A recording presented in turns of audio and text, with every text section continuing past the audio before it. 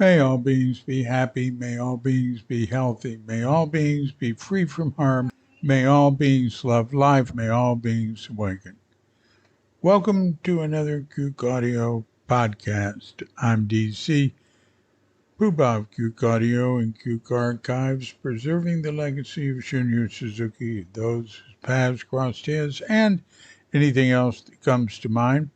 I pray that you and yours are safe and comfortable, free from economic hardship, and able to get out and do whatever it is you want within the limitations of the universal precept of do as little harm as possible. So today's a anything else that comes to mind day. It's life in Bali. The once a week when we get away from all that Zen nonsense and talk about what's happening where I live, where Katrina and I live. So our house is being treated or was treated for termites. And so we stayed away for the 2 days they were doing that. And then for 3 days afterwards, so the house can, mm, uh, clear out the smell and all that. Hate to do it, but uh, we don't want it falling in on us. And it's just part of dealing with life here. Uh, hmm.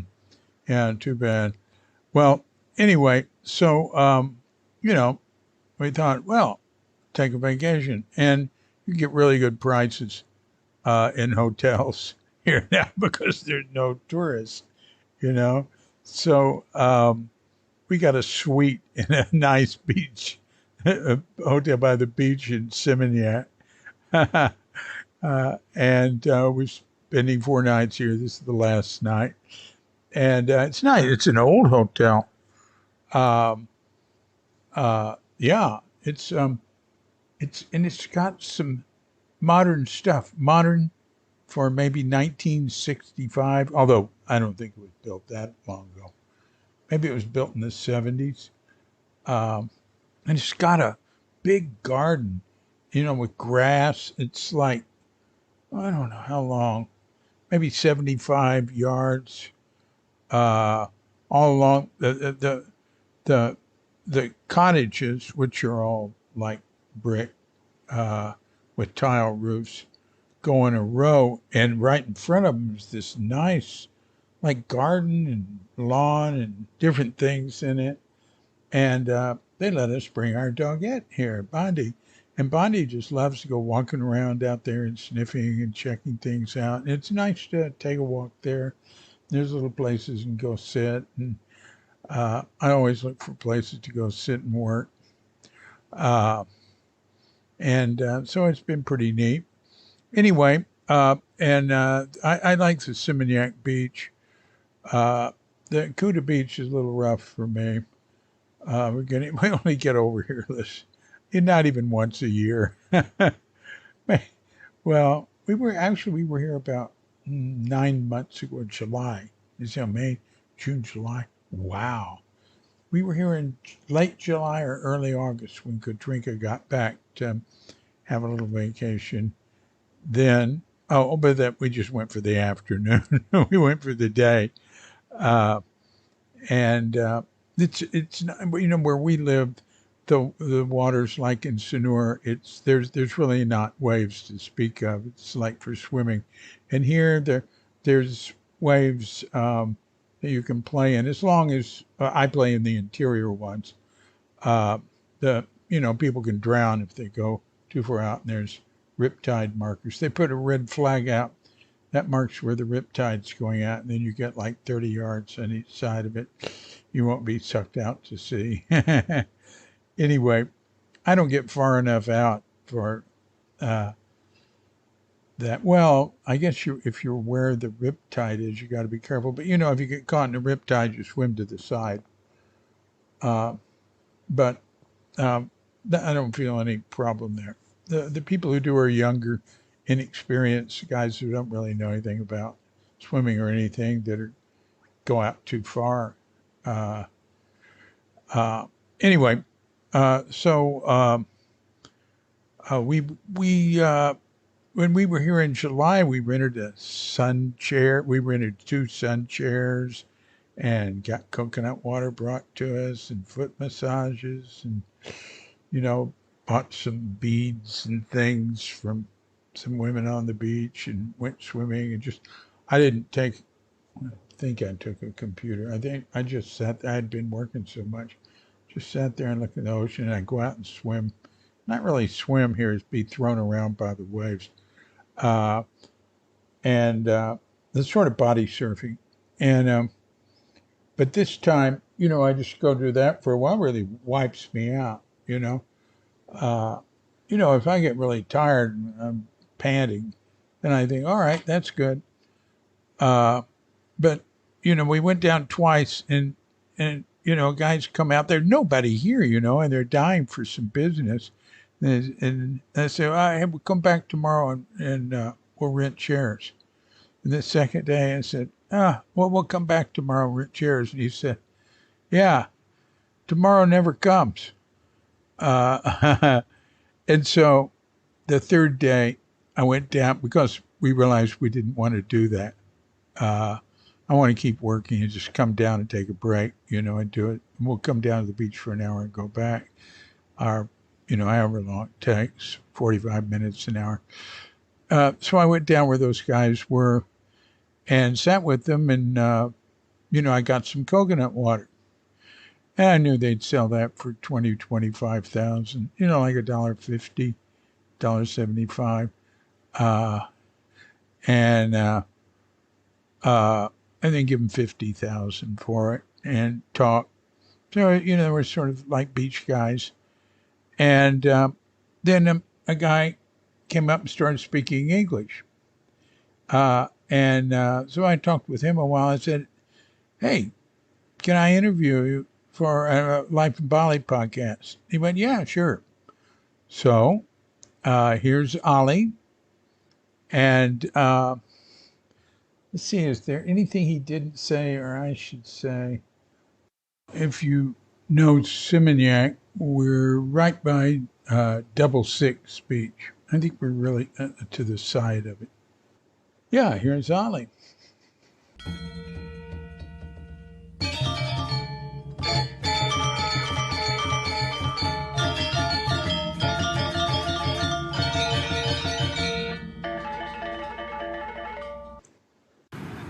So we're at the beach in Seminyak, and I'm now speaking with Ali, right? My name is Ali.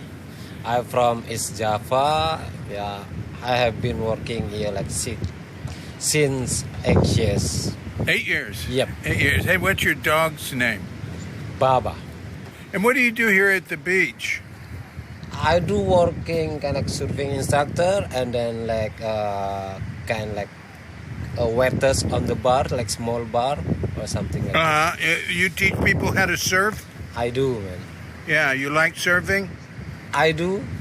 Yeah, everybody who surfs likes surfing. I think so, yeah, because surf is really interesting, Yeah. So, do you like Bali? I do. I love Bali more than my city. Oh, where I come from. And where you come from, East Java. That's pretty close to here. I know. How long does it take for you to get home? Took like 6 hours with the. You can get home in 6 hours? Yeah, with the motorbike. Or with the motorbike? Yeah, but if with the airplane, just took like 30 minutes. No, 30 minutes, but it's going to take you 6 hours with the plane. Yep. Because you've got to go to the airport and you've got to wait and you get there. Yeah. That's cool. Well, what's your favorite thing about Bali? About the lifestyle. Yeah. Is more freedom, I think, than where I come from. Yeah. Is your family... and then the culture also. Yeah. The culture. Is your family Muslim? Yep. Yeah. And You're not going home for Lebanon, are you? Actually, I want to, but the corona make me stuck here Yeah. because of the salary. I don't have like something for give Yeah. my nephew or something like this. Yeah. I know many Muslims not going back for Lebanon. Yeah, because too difficult now. yeah, because the government also like told to the people we cannot. Yeah. We're not allowed for coming back for the. Yeah, they tell you don't do it, but people do it anyway. Yeah. I know people. I know several Muslims from Java there now. So right now there's nobody at the beach. There's no tourist at the beach. There's no bule, no foreigner, but me. Well, maybe way down there, maybe like 100 yards, 100 meters away. There's someone. Only 1 or 2 people working on the beach every day. So it's very hard on you and your friends. Obviously, yeah, man. Yeah. I never have this situation in all my life, you know. Never had what? This situation, hard life. You never had a situation like this. Yeah. But you're surviving. I do surviving just like for the food, but actually not really can surviving because I have like a Western friend for helping me, you know, for surviving. Some Western friend helping me, give me money for the rent the room, for the food. This is how I can survive. We're helping a few people. Yeah, we can't help more. Yeah, we can't help more. I'll tell you.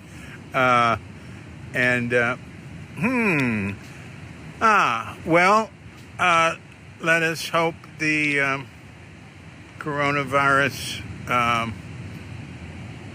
disappears and the tourists come back. Maybe in July, they're hoping. Oh, I hope so. I really wish that is come true. Yeah. I mean, like the government said that, but I don't know this.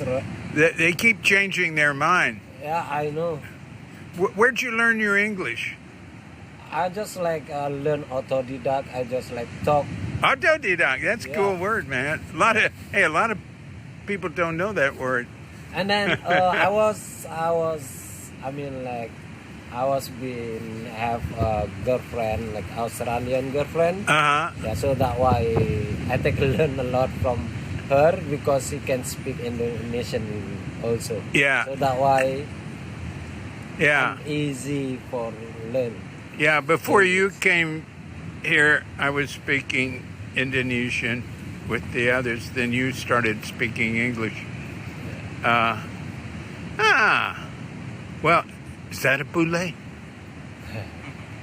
Well, I have to say bule. I don't really like when someone say bule. Really? Because like, I think kind like when the people say bule, I think that is kind like a racist because I don't know. No, it's a nice word. Like, I think bule, dark people, and white people, brown people, I think same. You know, I don't know. That's job people. Yeah, well, bule just means foreigner. But it does mean that, you know what the origin of the word bule, it means white. Yeah, so that why the reason why I don't really like when the people call it the white people is bule. So because that, man. And then like example, if someone when from the Africa call it like, hey, dark people, hey, negro, this is not good. This is racist, all right? That is my opinion. Yeah, well, good. I agree with you. Yeah. You know, in Islam and in Buddhism, everybody's a person. A person. Yeah. Yep. They're not Islam and Buddhism. Yeah. Good religion is not racist. So anyway, hey, I wish you good luck. Thank you, sir. And Maybe I'll come down here tomorrow and go swimming. Yep. We'll see. I Okay. really appreciate you talk with me, asking me about like how's the corona and then like anything. Yeah. Thanks. Yeah. Nice to meet you. Yeah. Yep. Okay, cool. Thank you. All right, signing out here.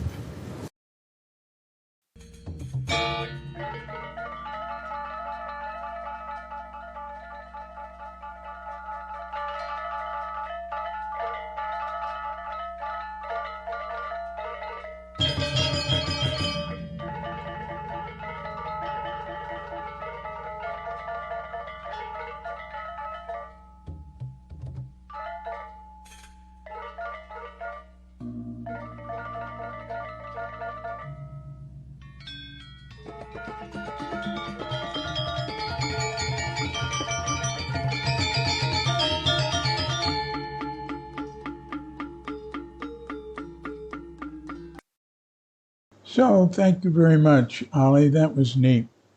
And I got a picture of him. Put that up with the podcast. One thing I recorded that at the beach. So there's ocean sound and wind sound, and I recording this with my earplugs because I'm not home where my studio is. And, it's because I'm working on an audiobook. I run everything through the ACX check, and I just sort of try to make everything have audiobook standards like if it was going on Audible. I I don't know. The preamble where I spoke before Ali comes on, I recorded it with my earplugs, and like for an iPhone, and there's a pretty noisy air conditioner going on, and it's or maybe it's a generator outside, but it all passed. It was interesting. I thought that was interesting. And to pass, it means the ground, the floor level sound is not too loud, not too soft. That really, it's interesting. They don't want it too soft. I frequently make them in it, and it says too quiet. It's dead sound. Sounds unnatural. I find that's interesting. Anyway, it's been fun here in Seminyak. We've, just eaten in the hotel restaurant's really cheap, and they make Balinese food and Indonesian food and Balinese food, and we brought some smoked salmon and cheese and bread and apples and nuts and muesli and yogurt and a fan for the room, an extension cord. Always bring extension cords. Boy, I really need it here. It's an old hotel, and that's the one thing it's really lacking is outlets. But we brought our multiple outlet things, so that works out. Anyway, it's been nice being here, and tomorrow we'll go back to the house and hope it smells all right. And we'll see.